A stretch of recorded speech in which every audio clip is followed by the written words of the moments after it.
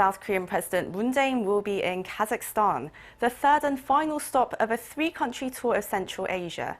For a few days, he's been in Uzbekistan, reaching an agreement with his counterpart there to upgrade their country's relations. And on Saturday, his last full day in the country, President Moon visited the historic city of Samarkand, where there's an artifact highlighting bilateral ties that go back to ancient times. Shin Se-min reports. Taking in the grand historical sites of Samarkand, Presidents Moon Jae-in and Shavkat Mirziyoyev toured the historical sites of Samarkand, highlighting their country's long historical ties.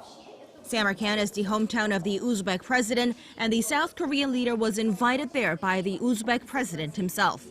They visited the Arirang Museum, whose 7th century fresco depicts foreign dignitaries from several countries, including a few from ancient Korea.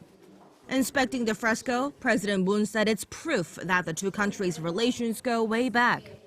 In modern times, Korea and Uzbekistan established diplomatic ties in 1992, and those ties were upgraded in Friday's meeting to a special strategic partnership. With that, President Moon wraps up his stay in Uzbekistan, and his trip will take him to Kazakhstan, whose capital, previously called Astana, has been renamed Nur-Sultan after the country's longtime leader who stepped down last month. There he is set to meet with both the current and the former presidents for talks on its model of denuclearization. One of the president's missions in Kazakhstan, the last stop of his three-nation tour in Central Asia, is bringing the remains of the independence fighters back home, where their descendants are commemorating the 100th anniversary of the independence movement against Japan this year. Shin Se-min, Arirang News, Samarkand.